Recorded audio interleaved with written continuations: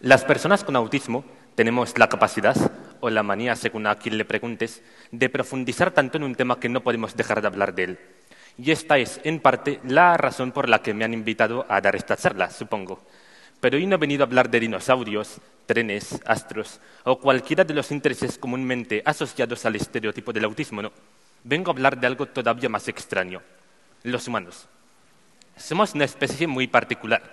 Buscamos el sentido de la vida cuando ni siquiera somos capaces de encontrar las llaves de casa. A veces cogemos el móvil para mirar la hora, nos distraemos, lo guardamos en el bolsillo y lo volvemos a sacar porque seguimos sin saber qué hora es. ¿A cuántos os ha pasado? Mi padre una vez se preocupó porque no encontraba sus gafas, las tenía puestas.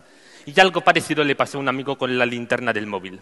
Moraleja: antes de pregonar que los autistas somos raros, por favor, haceros ver lo vuestro.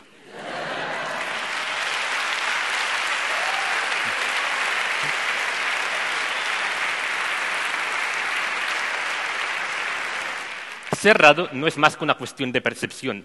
Implica conocerse a uno mismo, atreverse a cuestionar lo establecido y aceptar que no todos pensamos ni sentimos de la misma manera. Somos todos diferentes. De no ser así, la vida sería monótona, muy aburrida. Ser raro, por tanto, no es un defecto, sino una muestra del valor incalculable de la diversidad humana. Además, esta etiqueta no dice nada concreto sobre una persona, ya que existen infinitas formas de ser raro, sino que se lo digan a excéntricos como Dalí o Steve Jobs. Pero entonces, ¿qué somos los autistas? Ante todo, somos muy distintos los unos de los otros. El autismo es un espectro y cada persona lo vive de una manera particular.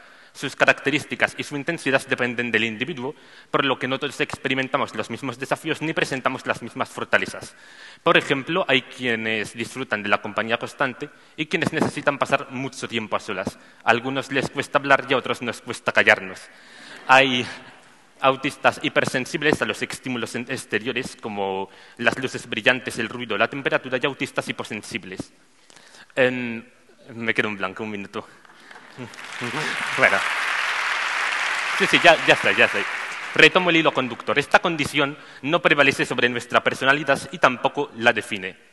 Aún así, voy a intentar abordarlo desde una perspectiva lo más amplia posible. Mis objetivos con esta ponencia son desmontar los mitos más comunes, visibilizar adecuadamente este trastorno, fomentar la inclusión y la aceptación en nuestra sociedad e invitarlos a cuestionar lo ordinario, ya que en el fondo la historia de la humanidad no es más que un desfile de personas raras que han cambiado el mundo.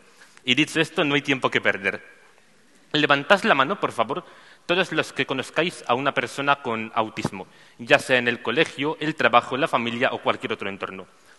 Muchas manos levantadas veo. Se estima que al 1% de la población española se le ha diagnosticado autismo y esa cifra es mayor de lo que parece. Seguramente haya más de un caso entre las filas de este auditorio. También podéis levantar la mano las personas autistas, al fin y al cabo os conocéis mejor que nadie. La cultura popular y la estigmatización de los trastornos neurodivergentes, como el TEA, el TDAH, el síndrome de Tourette, han dado lugar a muchos mitos en torno a esta condición. Lo he vivido de primera mano. Y no culpo a nadie por lo inexactas que pudieran ser sus ideas preconcebidas, pero sí que me gustaría trabajar juntos para dejarlas atrás. Por eso os voy a hacer un examen sorpresa. Voy a hacer algunas afirmaciones sobre el autismo, que podrían ser ciertas o falsas. Os pido que intentéis diferenciarlas y que levantéis la mano solo si creéis que lo que he dicho es verdadero. Primera, así para calentar, el autismo es una enfermedad mental que se caracteriza por acarrear dificultades en la interacción social, ansiedad ante lo no rutinario y alteraciones sensoriales. ¿Verdadero, no? Pues no. Era una pregunta trampa, lo siento. En contra de la creencia popular, o al menos que tienen consolidada muchos individuos, el autismo no es una enfermedad mental. Los psicólogos lo describen más bien como una variación natural del cerebro humano y no como algo que deba tratarse o medicarse. Lo correcto es, por tanto, decir que es un trastorno del neurodesarrollo que sí que se caracteriza más o menos por todo lo anterior. El propósito de las terapias psicológicas es desarrollar nuestra autonomía en las tareas cotidianas, nuestro manejo de las emociones y nuestras competencias sociales, entre otras cosas. Pero no persigue su curación porque no es una enfermedad y, por lo tanto, no tiene cura. Esta es fácil. Las vacunas causan autismo. ¿Verdadero o falso? Falso, obviamente. Aunque a mí me parezca algo evidente, según una encuesta reciente, el 24% de los adultos estadounidenses cree que las vacunas pueden causar autismo. Me han dicho que debería meter números en mi charla para parecer más inteligente, así que aquí tenéis uno, 24%. Es uno de los mitos, de hecho, más comunes de la medicina moderna, aunque no hay evidencia alguna que lo respalde. Esto está relacionado en parte con la influencia de su presidente, que echó la culpa a las vacunas y ahora dice que el culpable es el paracetamol. ¿Hay pruebas? No, but who cares? Por si no os habéis dado cuenta, acabáis de participar en el mismo estudio estadístico, pero con un público español. Tercera pregunta. El autismo puede ser detectado y diagnosticado en cualquier etapa de la vida de una persona, incluyendo infancia, adolescencia y adultez. ¿Verdadero o falso? Verdadero, sí. Aunque es más común que se diagnostique en la niñez, a medida que se conoce y se estudia este trastorno, cada vez más personas son diagnosticadas a una edad más avanzada. Puedes pensar que muestras conductas relacionadas con el autismo.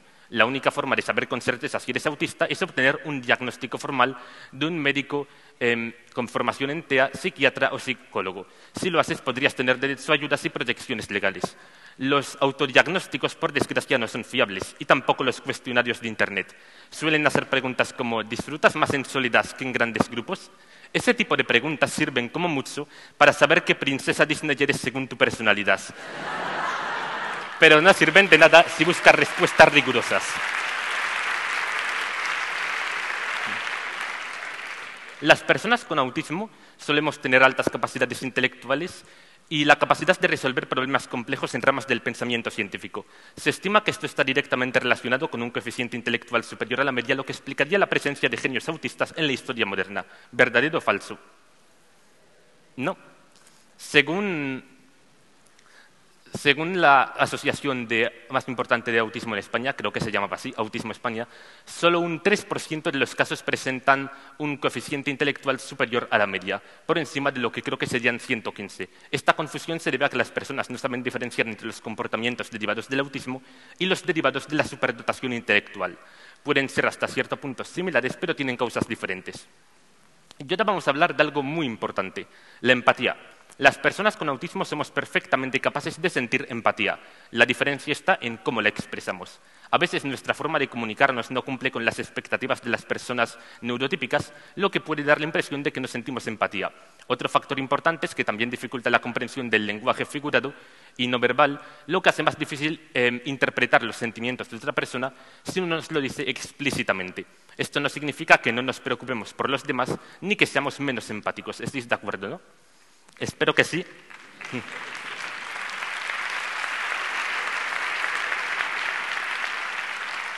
Aprovecho para tomar aire un poco. Espero que sí, porque es verdad. Ahora bien, ¿qué podéis hacer vosotros como público para mejorar vuestra capacidad de comunicación con personas autistas? Sed claros y concisos, hablad sin rodeos, sarcasmos o dobles sentidos.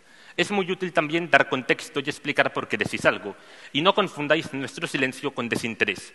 A veces tardamos más tiempo en procesar la información antes de responder, pero os estamos escuchando. Estas pautas no son mágicas ni milagrosas, pero ayudan a que la comunicación entre autistas y neurotípicos sea mucho más efectiva. Por desgracia, a veces la falta de comprensión hacia las personas autistas nos lleva a ocultar nuestra identidad para poder encajar en la sociedad. A este fenómeno se le conoce como masking o enmascaramiento. Es lo que he intentado simbolizar con esta máscara que llevan muchas personas autistas. Aunque a corto plazo esto puede parecer útil, a la larga provoca problemas de salud mental, agotamiento, estrés y, en los casos más graves, pensamientos suicidas o autolesivos. La razón requiere un esfuerzo enfermizo y erosiona el sentido de la identidad. Además, quienes lo practican viven con el temor constante de ser descubiertos, de que los vean sin esa máscara. No hablamos de una máscara visible, como esta que llama la atención de todos, sino de una invisible, como su dolor. Todo esto además afecta especialmente a las mujeres. Durante mucho tiempo se ha asumido que el autismo es más frecuente en los hombres, hasta 4 veces más. Pero cada vez hay más profesionales que apuntan a otra explicación. No es que haya menos mujeres con autismo, sino que a menudo no se les diagnostica de manera eficaz. Su autismo puede pasar inadvertido durante años, lo que retrasa el diagnóstico y, por ende, el acceso a apoyos adecuados.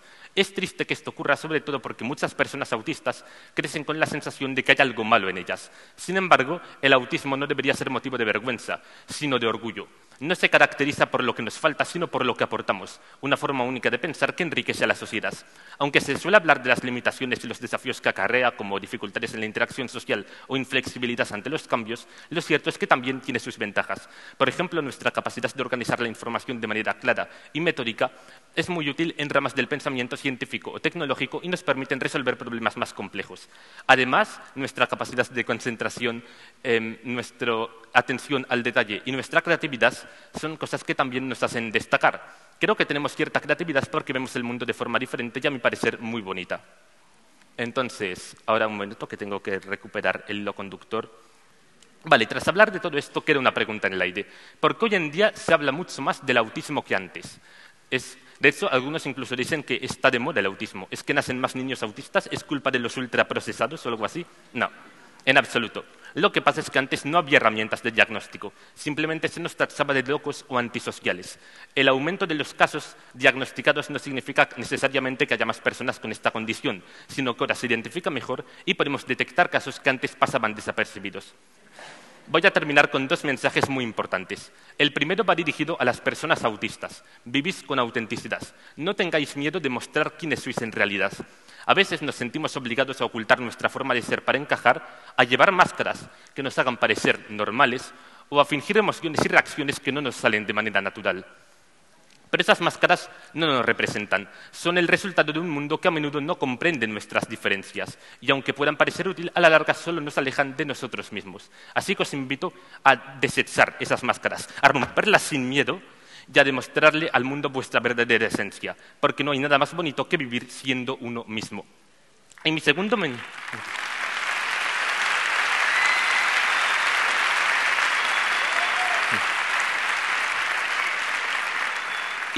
mensaje, y con esto ya acabo, va dirigido a las personas neurotípicas. Escuchadnos y tratad de comprendernos más allá de lo superficial, de lo que se ve a simple vista. Adaptar la sociedad a las necesidades de las personas autistas no es solo un acto de caridad, sino una inversión en el talento y el potencial que todos llevamos dentro. Cuando contamos con un entorno adaptado que nos permite desarrollarnos plenamente, podemos aportar al mundo ideas, enfoques más creativos y una visión única, generando un impacto positivo en la sociedad. Sé que esto no es fácil y que no hay respuestas universales ni soluciones mágicas. Es un proceso complejo que requiere apertura, paciencia y la voluntad de aprender los unos de los otros. Mi objetivo con esta charla no es dar con todas las respuestas, sino más bien invitados a valorar y reconocer la riqueza que surge de construir juntos un mundo más inclusivo. Muchas gracias por acompañarme. Habéis sido una audiencia maravillosa.